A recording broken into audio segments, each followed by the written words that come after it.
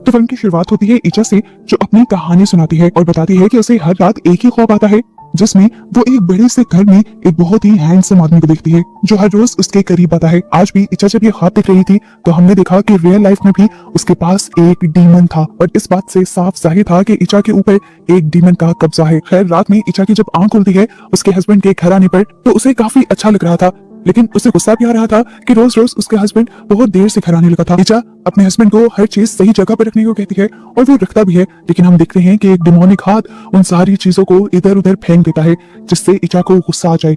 ऐसे में ईचा और उसके हस्बैंड के दरमियान में बहस हो जाती है और उसका हस्बैंड बगैर खाना खाए ही नाराज होकर यहाँ से चला जाता है। अगले दिन ईचा काम पे जाकर अपनी फ्रेंड को अपनी टेंशन बताती है कि उसे लगता है कि उसका हस्बैंड बदल गया है, वो पहले की तरह उसे टेंशन नहीं देता। तो उसकी दोस्तों से समझाती है कि वो भी उसे पहले की तरह ट्रीट नहीं करती, उसके साथ पहले की तरह मीठा नहीं बोलती और उसके लिए तैयार नहीं होती। वो ईचा से कहती है कि अगर तुम चाहती हो कि तुम्हारा हस्बैंड तुम्हें अटेंशन दे तो तुम भी आज रात उसके लिए अच्छे से तैयार होना। यहाँ ईचा का हस्बैंड एरियल भी इसी चीज को लेकर परेशान था कि ईचा उससे खुश नहीं रहती। वो ये बात अपने सीनियर को भी बताता है तो सीनियर भी उसे यही मशवरा देते हैं कि तुम जाकर ईचा से अच्छे से बात करना। अब आज रात जैसे ही एरियल घर आता है तो ईचा बहुत अच्छे से तैयार हुई हुई थी, वो उससे अच्छे से बात भी करती है और आज का दिन इनका बहुत अच्छा गुजरता है। ईचा जैसा चाहती थी कि एरियल उसे प्यार करे, एरियल उसे प्यार भी करता है, लेकिन इसी दौरान हम उन दोनों के साथ उस डेमन को भी देख पाते हैं। और ईचा अब सो जाती है और ख्वाब में उसे दोबारा वही हैंडसम आदमी नजर आता है और आज वो हैंडसम आदमी गुस्से में था। वो ईचा से कहता है कि तुम मेरी कैद से बाहर नहीं जा सकती। ये सुनते ही डर कर ईचा की आंख खुल जाती है। ख्वाब में उस आदमी ने उसके पेट पे एक फूल भी रखा था। ईचा जब डर कर उठी तो उसने देखा वो फूल उसके बेड पे पड़ा हुआ था और अब यहाँ पर उसके हस्बैंड यानी एरियल नहीं था। ईचा जब नीचे गई तो एरियल ने उसके लिए ब्रेकफास्ट बनाया हुआ था। ये दोनों एक दूसरे से अपनी पुरानी गलतियों की माफी मांगकर एक नई जिंदगी की शुरुआत करने का डिसाइड करते हैं। यहाँ ईचा जब आज काम पे आई तो उसे स्टोर रूम में वही फ्लावर दिखा जो उसके बेड पे भी था। वो जब इसे उठाने लगी तो किसी और हाथ ने उस फ्लावर को पहले ही उठा लिया। कर उसने पीछे देखा कि ख्वाब वाला हैंडसम आदमी अब उसके सामने था जो तेजी से उसकी तरफ बढ़ रहा था। ईचा पता नहीं क्यों उससे डर रही थी और जैसे ही ईचा ने उसका रिफ्लेक्शन शीशे में देखा तो वो और भी ज्यादा डर गई, क्योंकि रिफ्लेक्शन में वो डीमन नजर आ रहा था, वो एक शैतान नजर आ रहा था। कि देखकर उसे वॉमिट हो जाती है और जब वो वॉशरूम में जाती है तो पीछे पीछे उसे देखते हुए उसकी फ्रेंड भी आ जाती है। ईचा उससे बात किए बगैर यहाँ से चली गई और उसकी फ्रेंड उसकी वॉमिट को देखकर बहुत ज्यादा परेशान हो गई, क्योंकि उस वॉमिट में खून और बहुत सारे वॉर्म्स यानी कीड़े थे। शाम में ईचा अपनी बहन से मिलती है, जिनकी बातों से हमें पता चलता है कि ईचा को बच्चे बहुत पसंद है, लेकिन हेल्दी होने के बावजूद उनके पास अभी तक एक भी बच्चा नहीं था और डॉक्टर्स उन्हें कुछ दवाइयां भी दे रहे थे। वो अब एरियल को अपनी मेडिसिन लाने को कहती है और ईचा का मैसेज मिलते ही उसे अपनी इस खाली बिल्डिंग में ईचा दिखाई देती है। वो हैरान होकर उसे बुलाता है तो ईचा भागने लग जाती है। वो भी इसके पीछे भागता है तो देखता है कि ईचा एकदम से अजीब सी हो गई, उसका पेट फूल गया, वो प्रेग्नेंट हो गई और चीख मारते हुए एकदम से उसका बच्चा भी पैदा हो गया जो बिल्कुल शैतानी था। वो बच्चा अब एरियल की तरफ बढ़ने लग जाता है और ईचा अजीब सी मुस्कुराहट से एरियल को देखते हुए मुस्कुराती रहती है। उस बच्चे से बचने के लिए एरियल भागता है और अपने सीनियर से टकरा जाता है। वो सीनियर को सारी बातें बता रहा था कि किस तरह पीछे ईचा थी, लेकिन अब जब उसने खुद मुड़कर पीछे देखा तो पीछे तो कोई भी नहीं था। एरियल छुट्टी लेकर घर आ जाता है, जहाँ वो देखता है कि ईचा नॉर्मल थी और उससे नॉर्मल तरीके से बात कर रही थी, लेकिन एरियल ईचा के साथ अजीब बिहेव कर रहा था और ईचा को ये महसूस भी हुआ। वो ईचा से कहता है कि कल सुबह तुम हेल्थ केयर लेडी को बुला लेना और ये कहकर वो सोने चला जाता है। सोते हुए भी उसे रात में दिखने वाले सारे वियंस नजर आ रहे थे जिससे वो बार बार डर रहा था। सुबह होने पर वो लेडी जिनको एरियल ने बुलाया था वो आ भी जाती हैं और ईचा की मसाज करने लगती हैं और करते करते वो एरियल को बताती हैं कि ईचा 3 मंथ्स की प्रेग्नेंट थी। ये सुनकर ईचा तो बहुत ज्यादा खुश हो गई, लेकिन एरियल बहुत ज्यादा दुखी हो गया। ईचा 3 महीने की प्रेग्नेंट हो ही नहीं सकती थी, क्योंकि पिछले 6 महीने से एरियल और ईचा करीब नहीं आए थे। एरियल ये सारी बातें अपने सीनियर से डिस्कस करता है तो उसका सीनियर भी इन सारी बातों के बारे में खुद ईचा से बात करने का मशवरा देता है एरियल को। यहाँ ईचा तो बहुत ज्यादा खुश थी, जैसे उसे कोई खजाना मिल गया था। वो अपने सभी कलीग्स को भी अपनी प्रेगनेंसी के बारे में बहुत खुश होकर बताती है, लेकिन हम देखते हैं कि ईचा की दोस्त आज खुश नहीं थी। वो ईचा के लिए परेशान थी क्योंकि पिछले दिन उसने ईचा की वॉमिटिंग में वॉर्म्स और खून देखा था, जो अच्छा साइन नहीं था। लेकिन ईचा बहुत खुश थी, इसलिए उसने अपनी दोस्त की सारी बातों को इग्नोर कर दिया। यहाँ पार्किंग में अब एरियल को एक गाड़ी से किसी बच्चे के रोने की आवाज आई। उसने जाकर लाइट लेकर जब उस गाड़ी में चेक किया तो उसे गाड़ी में एक शैतानी बच्चा नजर आया। ये देखकर वो डर के यहाँ से भाग जाता है और उसके भागते ही पीछे हम देखते हैं कि डीमन ने उस बच्चे को हाथ में लिया हुआ था। घर जाकर एरियल ईचा का फोन चेक करता है क्योंकि ईचा पर उसे शक हो रहा था और उसके फोन में उसे एक लड़के की चैट भी दिख जाती है। जब वो ईचा से इस बारे में पूछता है तो वो बताती है कि ये लड़का उसका बचपन का दोस्त था जो वो अपनी वाइफ से झगड़े के बाद बस उससे बात कर रहा था।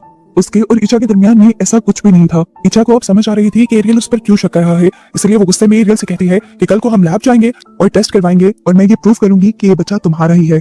ईचा की बात मानते हुए सुबह को ये लोग हॉस्पिटल पहुंच जाते हैं, जहाँ पर डॉक्टर जब ईचा को चेक करती है तो पता चलता है कि ईचा तो प्रेग्नेंट ही नहीं थी। तो ये सब जो हो रहा था वो क्या था? डॉक्टर बताती हैं कि जब कोई लड़की मां बनना चाहती है और इस चीज को अपने सर पर सवार कर लेती है तो उसकी बॉडी में अक्सर ऐसे चेंजेस आने लगते हैं कि उसे वहम हो जाए कि वो प्रेग्नेंट है। हेल्थ केयर ने भी सिर्फ उसकी बॉडी की शेप देखकर उसे बता दिया था कि वो प्रेग्नेंट है, हालांकि ऐसा कुछ भी नहीं था। ये सारी बातें सुनकर इचा और भी ज्यादा परेशान हो जाती है और एरियल बहुत ज्यादा दुखी हो जाता है कि उसने फिजूल में इचा पर शक किया।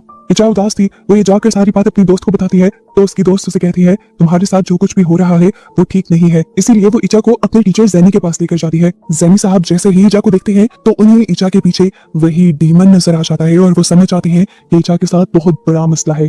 अब वो इचा को और उसकी दोस्त को अंदर बुला लेते हैं और उन्हें ऐसे जिनों के बारे में बताने लगते हैं जिनका काम लोगों की मैरिड लाइफ को खराब करना होता है। यहाँ पर वो इचा से सवाल करते हैं कि तुम्हें कोई ख्वाब या वहम तो नहीं होते। इचा जब उन्हें अपने ख्वाबों के बारे में बताती है तो वो इचा को बताते हैं कि तुम्हारे पीछे एक ऐसे जिन का साया है जो लोगों का घर खराब करते हैं। इचा अब अपनी प्रेगनेंसी वाली बात भी जैनी साहब को बताती है तो जैनी साहब कहते हैं कि तुम प्रेग्नेंट नहीं हो इचा, और ये सुनकर वो और भी ज्यादा गुस्से में आ जाती है।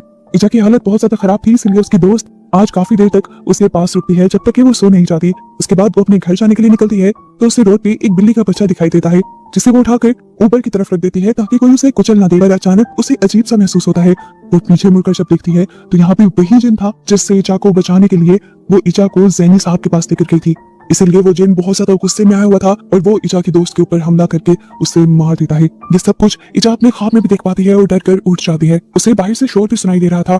डरते हुए जब वो बाहर गई तो उसकी दोस्त बिल्कुल वैसे ही मरी पड़ी थी जैसे उसने अपने ख्वाब में देखा था।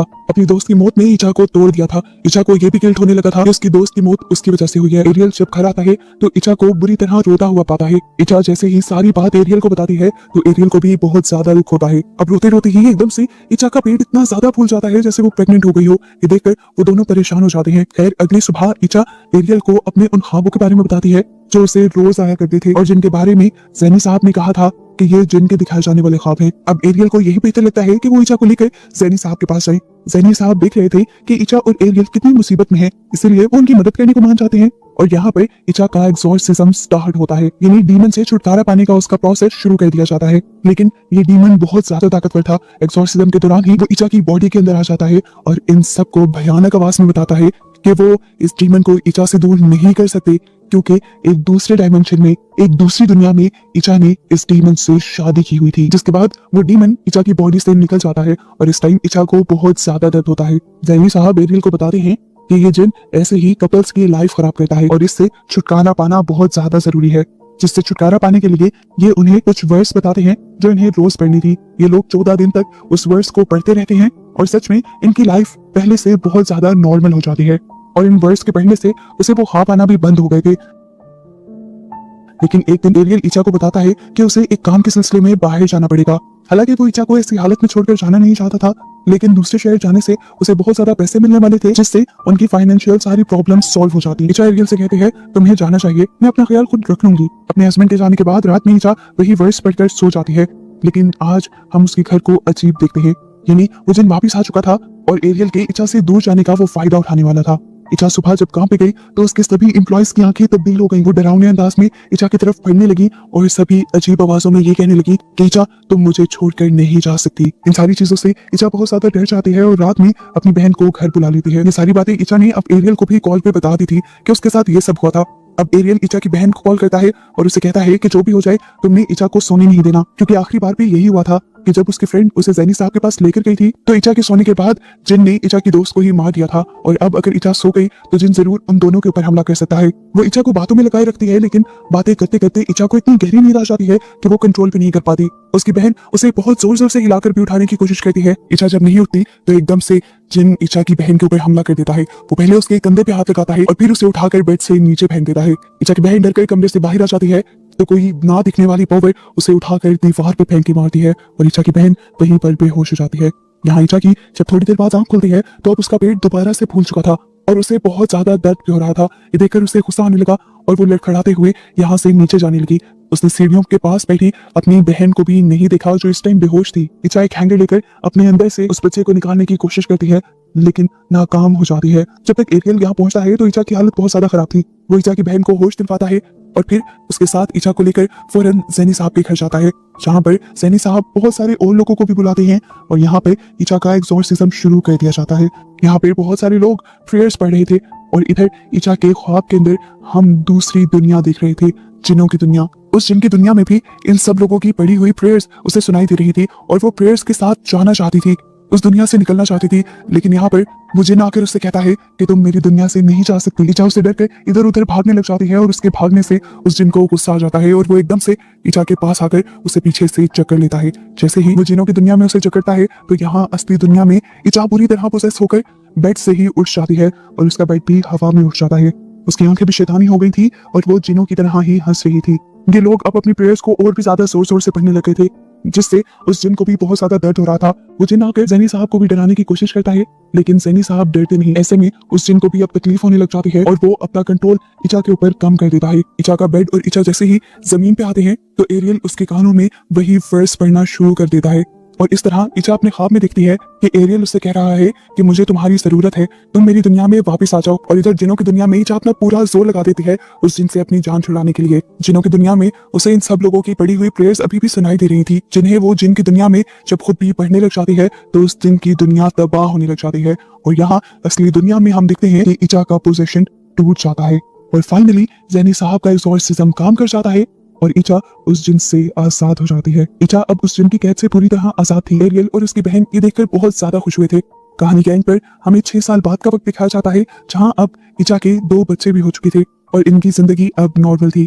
हम देखते हैं कि ईचा के बच्चे जब बाहर खेल रहे थे तो ईचा की बहन उन बच्चों को बाहर से लेने के लिए जाती है और हम घर के बाहर उसी शैतान को देखते हैं जो इस टाइम इंसानी शक्ल में था और ईचा की बहन को वो काफी अजीब लग रहा था। ये नहीं, ये बताया जा रहा है कि वो जिन अब ईचा के ऊपर पूरी तरह से तो कब्जा नहीं कर पा रहा, लेकिन उससे ज्यादा दूर नहीं गया। मूवी के एंड पर हमें वो असली लड़की भी दिखा दी जाती है जिसके ऊपर ये मूवी बनाई गई थी। कि ये मूवी एक सच्ची कहानी है और उस लड़की का ही इंटरव्यू दिखाते हुए ये मूवी यहाँ खत्म हो जाती है।